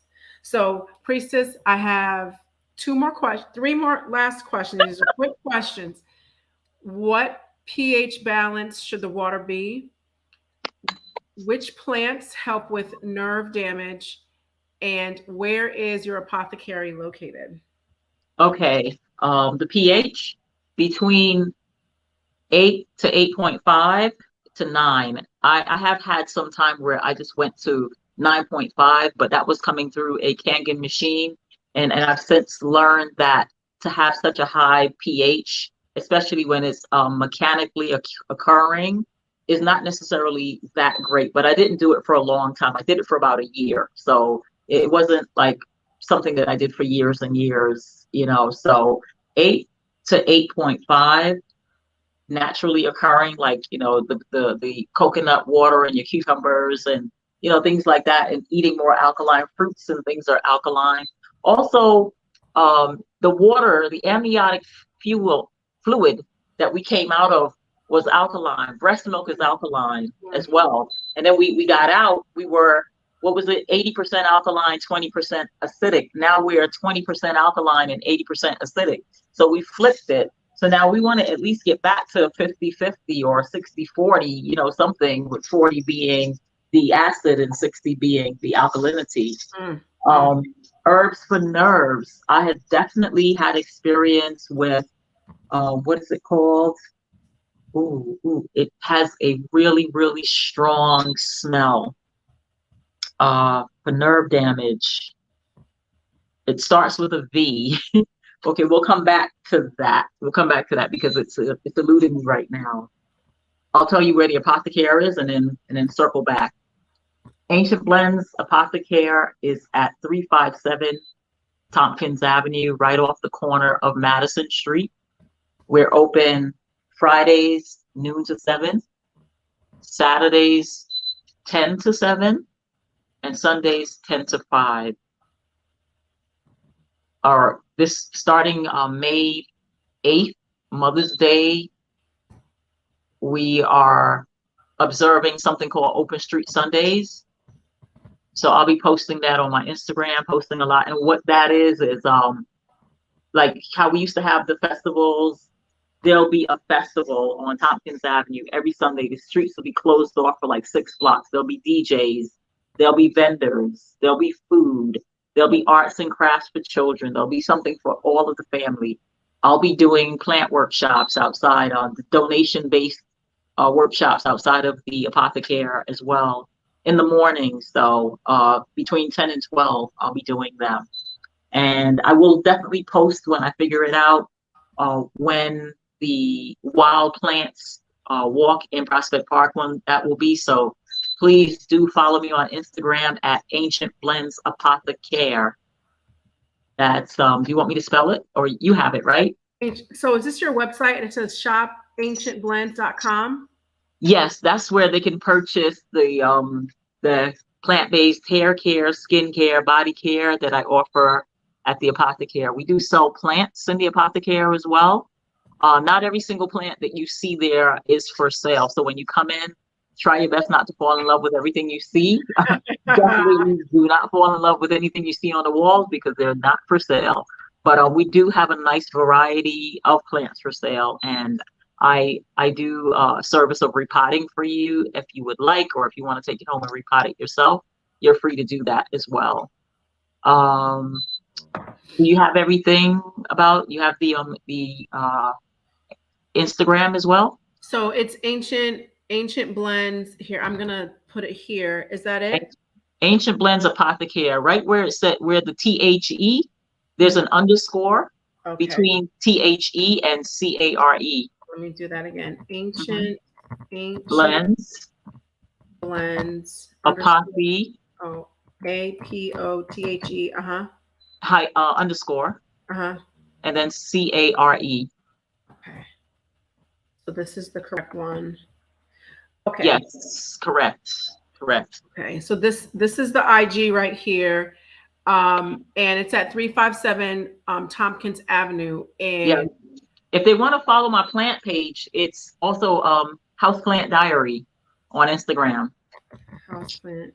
You know what's funny? When I first saw that, before I knew it was yours, I was like, man, I bet you she don't know more than Priestess Yendys. I was like, wait, this is her page. That was a long time ago.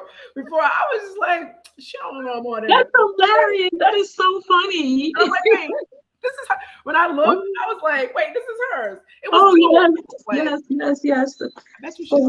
Oh my gosh, my nerves. So the nerve was it vervain? I saw somebody No, not vervain, although that may be one, but this valerian root.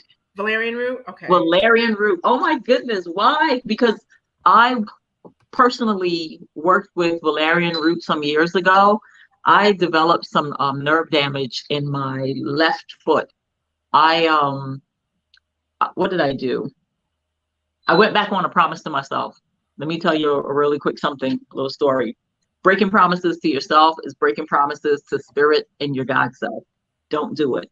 I did it and I got in trouble for it. So one of my elders a while ago, she says to me, Yendys, you cannot work 7 days a week. You have to give yourself some time off. This was early on. The children were young. I'm just getting started with the business. I'm just going hard. You know how we go hard sometimes, we're not sleeping. We doing 99 jobs. We working every day. I was sewing, making jewelry, making products, taking care of children. Did I say making jewelry? I was doing crocheting. I was doing everything. So she said, you can't keep doing this. You got to take some time for yourself. You got to give yourself some days off. So we talked a couple of hours and then I said, okay, fine. I'll take off Sundays and Mondays.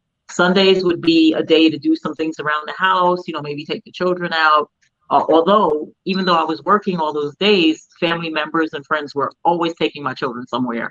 My children were not in the house stuck with me. They were going to sleepovers. They were traveling. They were going places.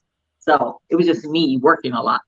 And then Mondays, you have a day that you can take care of business, pay bills, things like that. You have a business day. But then I got the test. You always get the test after you make the declaration. The intention. You get a test. So I did that and then I got the test. So I said Sunday and Mondays I'm off. I got a call like Sunday night.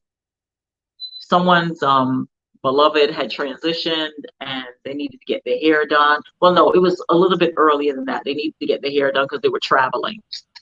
So they wanted their hair done on Monday. But I just said, I don't work on Mondays. I threw that out the window as soon as somebody needed me. I threw it out the window. I didn't think about how I needed myself. Right. And the promise that I just made to my higher self to take some time off for self-care. Monday morning came, I was all set up and ready to receive the client, open the door. I was wearing, long garb, long skirt or something like that, as usual. And I greeted the person. I said, sorry for your loss. Welcome them in. Sat her down in the space. And then I went down the hall to get 2 towels. On my way down the hall, my pinky toe or one toe in that region got caught in the hem of my skirt. Never happened before. Never, ever. Somebody must have either pulled the skirt down longer or picked the toe up higher. I don't know. But got it stuck right inside the hem of the skirt. And it was such a freak accident because then it's like I twisted the foot. I tripped. I did all kinds of things and just a really quick motion. Right. Well, all kinds of things developed in that motion. Nerve damage, hairline fracture, all kinds of stuff. Like there was trauma to the foot. Trauma. So I just rubbed it. You know how you just rub it and go back to work. As I sat there, because back then I used to sit on a stool like I'm sitting now. And I'm sitting on a stool behind the lady doing her hair. And every once in a while, I'll look down and I say, ooh, that foot is getting big.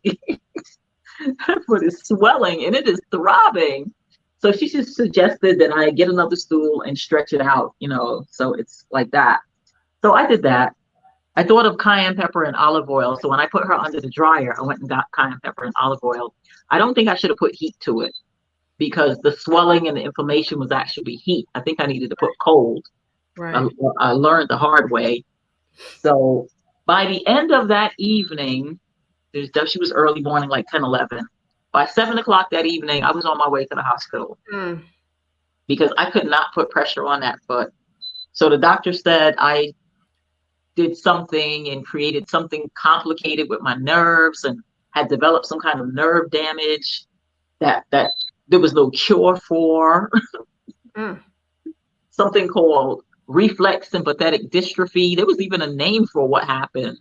It was big.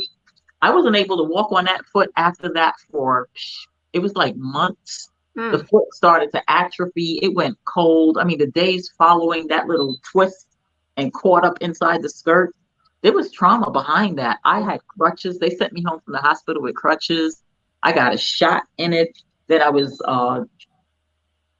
recommended to go to a local foot doctor who would take over treatments of some kind of electroshock treatments to my foot, like once a week.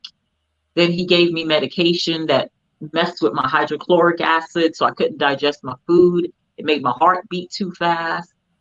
All kinds of stuff. And then I was taking all this stuff and going to these doctors. They sent me to Kings County for, okay, it was a hairline fracture, to a fracture complication specialist, to a nerve specialist. And all these people kept telling me is, oh, this is so bad, you're never going to walk again. Oh my goodness. Oh, you're going to have to start smoking marijuana for the pain. And I'm like, are y'all going to supply me with marijuana? Oh, you want to have me out on the corner looking for marijuana with my own money? I don't think so. So I said, okay, so I'm never going to walk again on this foot. Okay. And the foot became so sensitive and it started losing weight, and it was sensitive. I couldn't let the sheets from the bed touch it. It was cold to the touch. If you touched it, it's cold to the touch. It's like, ah. And Spirit said to me one day, you're forgetting who you are. You have forgotten who you are. You are a healer. You're running around to all these people, all these specialists, taking all these medications and getting shot treatment that want to straighten out my locks. And it said, you know what to do. You can heal yourself. And I don't know, shortly after, I picked up the book, Back to Eden.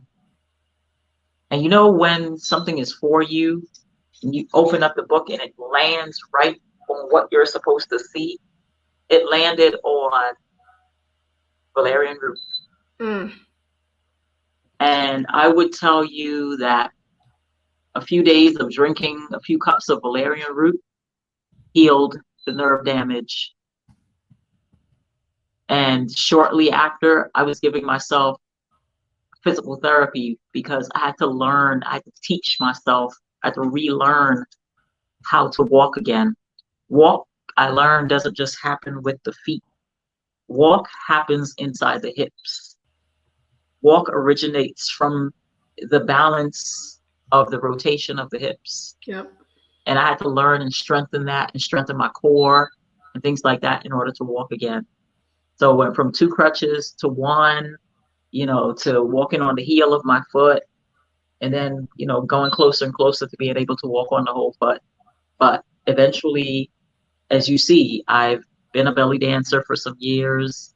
I walk, I run, but it was all in the breaking the promise to myself, because it's me first.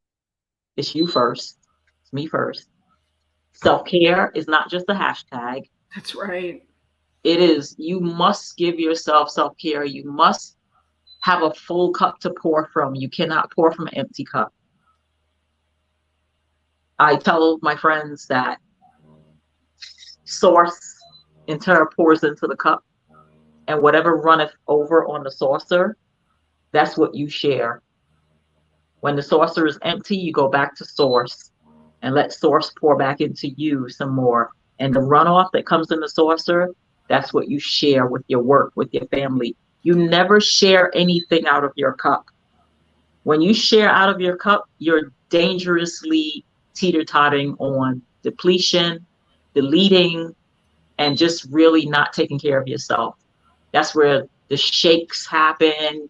You start shaking. You're not buttering your body at night. You're not buttering. You're not putting on your facial moisturizer. You're not making your alkaline water. You're not making your juices, your salads. You're not taking your salt baths. You're not scheduling your appointments for your enemas. You're not doing things for yourself. You're just making appointments, scheduling everybody else to be more important than yourself. So I had to break my whole foot, and go through all the trauma to learn how serious it was not to break a promise to inter, and not to break a promise to myself, because I am that I am. And that's disrespectful to the I am to break that promise. So it was a hard lesson, but it was a very simple cure once I sat with myself and listened to the healer within, that you are a healer. You can heal yourself. Open the book. There's the remedy. Make the tea, drink the tea, sip the tea, sit down, sip the tea. You don't have to run around with your head cut off. Right. To this one and that one, and they're telling you all kinds of craziness that's making your head crazy. And it's just a simple solution. Simple solution. The herbs are for the healing. So it soothed they were giving me shots that would make me not feel the foot so that I can walk. So if the bone isn't healed, and I can't feel the foot and I walk on it, I'm going to create more damage. Right. So like, what are you doing? You know, so it's like, stay off the foot, drink the tea, elevate the foot, lay down, take some time off, and allow healing to happen. Allow the nerves to heal properly. And then you have full healing. There's nothing, sometimes I can't even remember what foot, because there's nothing that says, it's like so mystical, you know.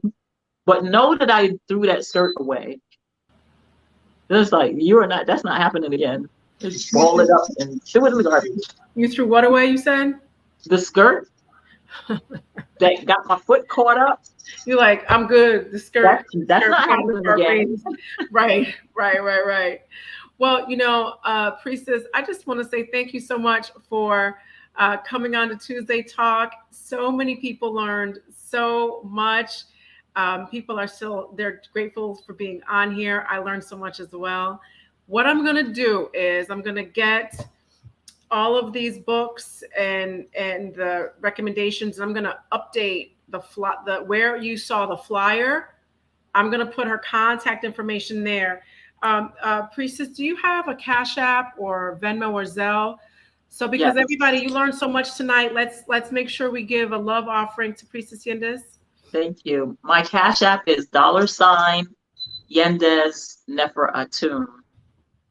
Do you want one, or I have Zelle also. The Zelle is my phone number. Oops, hold on. Nefer. What? $YEN. So that's the Cash App. Mm-hmm. And Zelle is the phone number. Okay, and Zelle.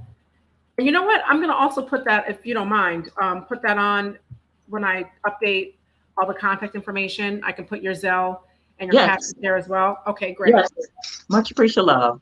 Yes, absolutely. Thank you. And it was an absolute pleasure and an honor. You know, nothing before its time. Absolutely divine alignment, divine timing. You're such a beautiful spirit. I really enjoyed speaking with you. And just, it was really warm. I was really comfortable. Good. I'm happy to share. And I look forward to, some of our viewers, some of your viewers, some of the community coming and, let me know that you saw the podcast and Tuesday Talk. And come sit, have some tea. I do offer a complimentary cup of tea. If you let me know, you can call me, let me know you're coming, and I'll definitely put on a pot or something. Okay, great. I would love to do that. Definitely.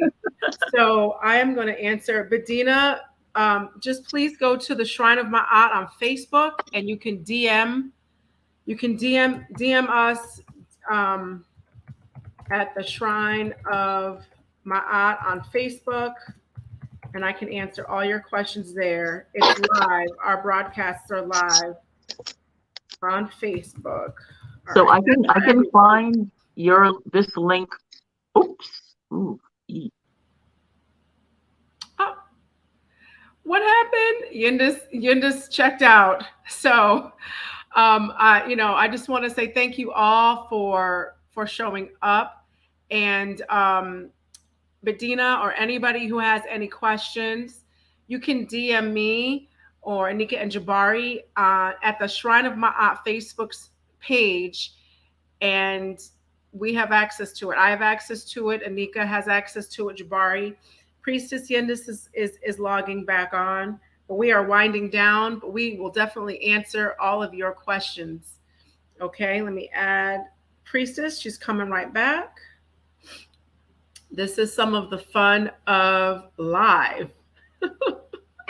Those of you who've been on before, there were a couple times, twice, I got booted out of the broadcast. I was like, and one was with Infudishi Jehuti Mess, and the other one was with Kaba Kameni. So they didn't need me. They were on the mic rapping with all the info. So I don't see her devices being connected.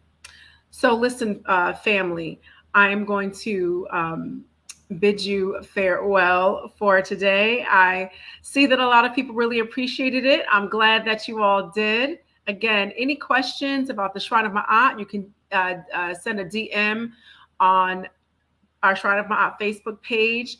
Where you saw the advertisement, please go back there. I'm going to update it tonight sometime with her contact information, including her Zelle and her Cash App. Hit her up with something, y'all. She gave y'all everything I asked for. So we're going to hit up Priestess Yendys Cash App. Okay. I want to thank you all for coming to Tuesday Talk every week. And I appreciate it so much. I enjoy giving everybody, what I can as best as I can. I appreciate you showing up and supporting me and supporting the Shrine. So have a good evening and Shem Ma'at.